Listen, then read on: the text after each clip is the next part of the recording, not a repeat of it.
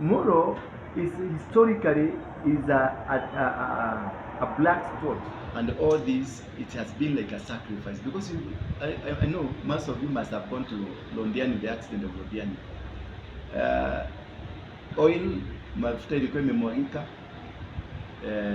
grease ilikuwa imemwagika, but there was no blood. Did you ask yourself where did the blood go? And 54 people are dead. So that is why we are going to Molo to cleanse that area.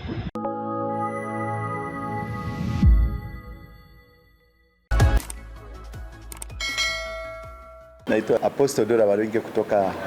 I'm the founder of the synagogue. The synagogue is a church or the ministry in Nairobi, and we are based at Coffee Plaza, mezzanine floor, Molo. We also had founded another organization, apart from now the synagogue had founded another organization by the name Mungiki.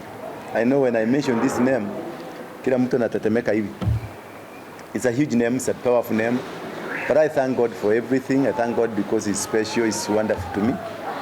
Yes, I'm the one who founded the organization Mungiki, which is also associated with many atrocities in this country, more especially in Rift Valley, in also parts of Nairobi, parts of central Kenya, parts of Mombasa. And it's a widely organization that was associated with crime and various atrocities. I grew up in Molo constituency, and in Molo constituency birthed a lot of bad and negative things. One being the tribal clashes, both in 1992, and 1989.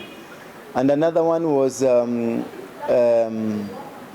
2008-2007 post-election violence that left so many people homeless, so many people landless, so many people without faith, without hope. In one way or the other one, I was also involved because that is where I come from. And when the clashes were too strong, when the people were fighting, that's where my parents were. We had to go back there and rescue our parents. And you can imagine rescuing your parents from the jaws of people who are yearning for their blood.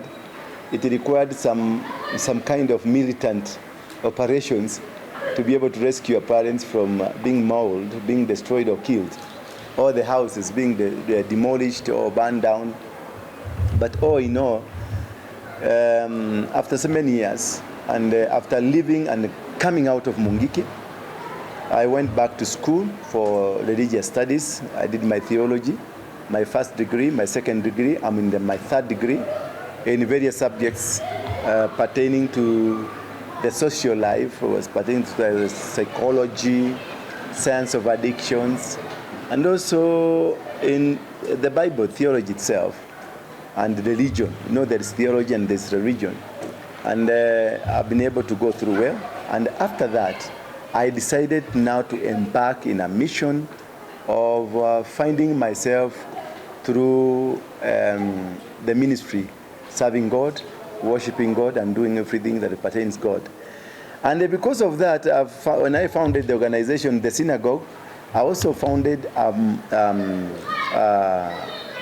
foundation, a real foundation, that's Mfalme wa Amani Foundation, because that is where my heart is, to see to it that, yes, there were atrocities. There are people, until today, they are suffering because of repercussions. Until today, some people are no longer in their pieces of land. Until today, there are people who've never recovered. And all these people, they just needed somebody to give them an encouragement, both the Kalenjins, both the Kikuyus, the Kisis, the Luyas, the citizens of this country. They needed somebody to just come and encourage them and tell them there is still hope. And that is what Jesus came to tell us. That is what Jesus' mission was about, to give that hope to people.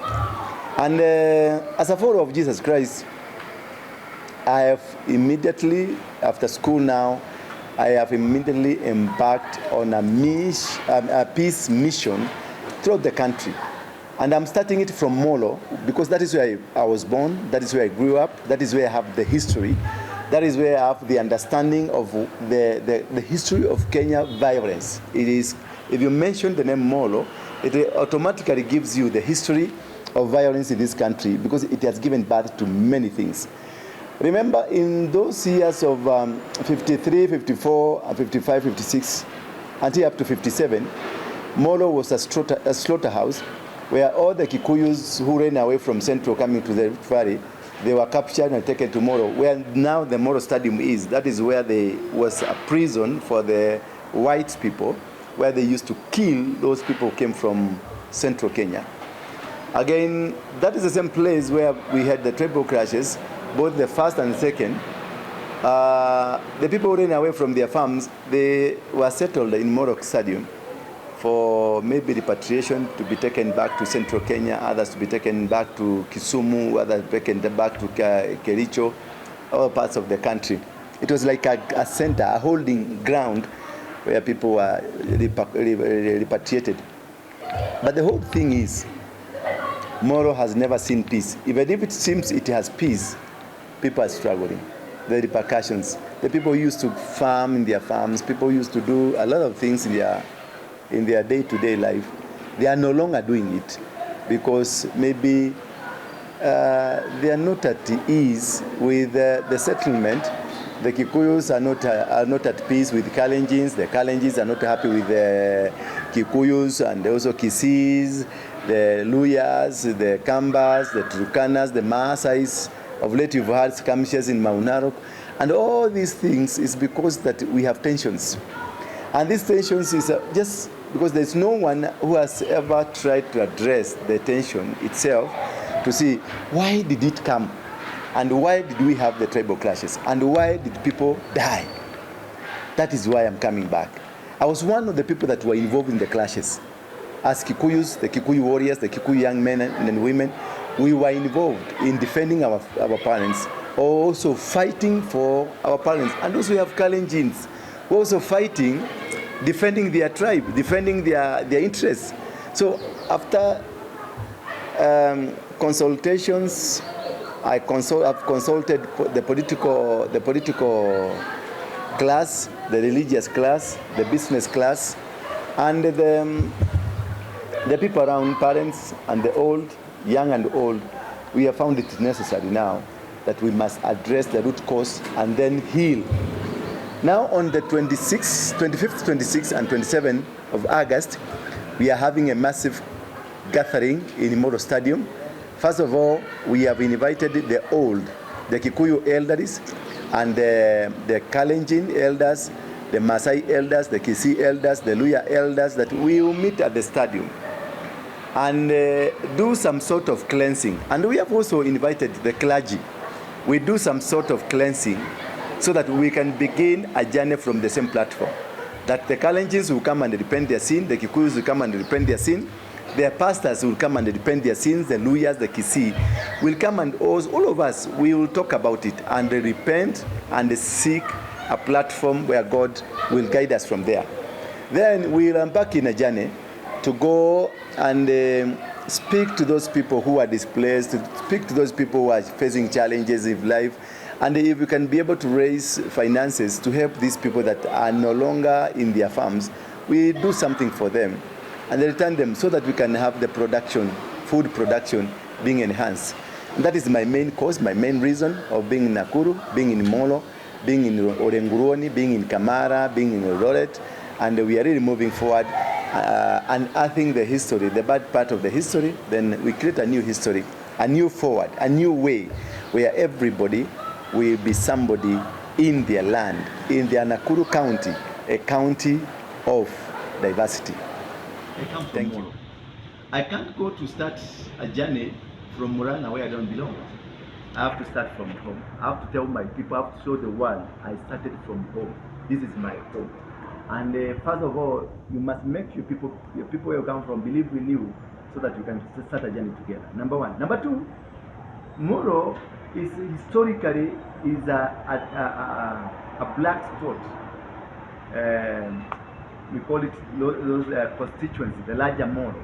That's where Kamara, Orenguruoni, Kirisoi, Njoro.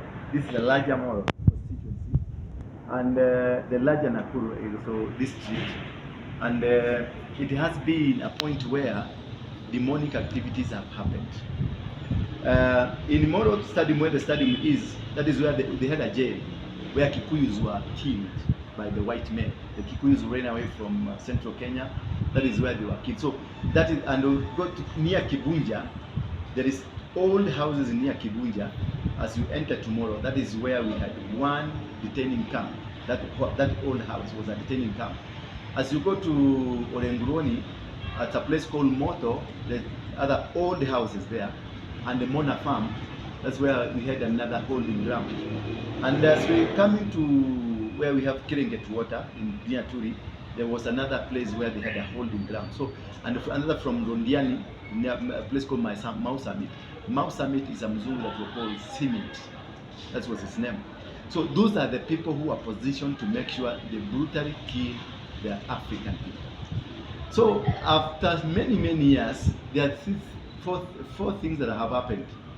As you come from Elbagon to Molo, after Turi, there's a place they call Munju. Munju, 28 people died in one morning.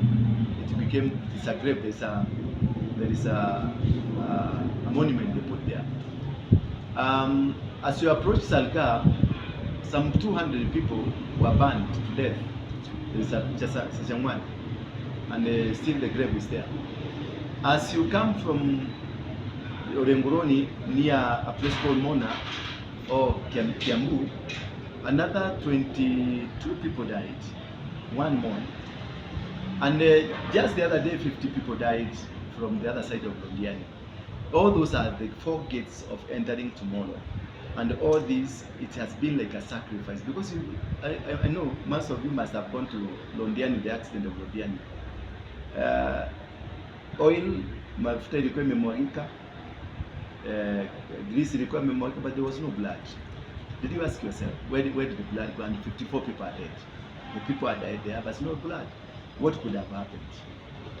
So that is why we are going tomorrow to cleanse that area. Could be it's because of bloodshed that was shed long time ago. Could it be because it's because of our evil activities? That could be. And also you see Mungiki also started from Molo. And Mungiki was involved with a lot of atrocities. And could it be there is something haunting us that we need to look at? Could it be a foundation that is killing people?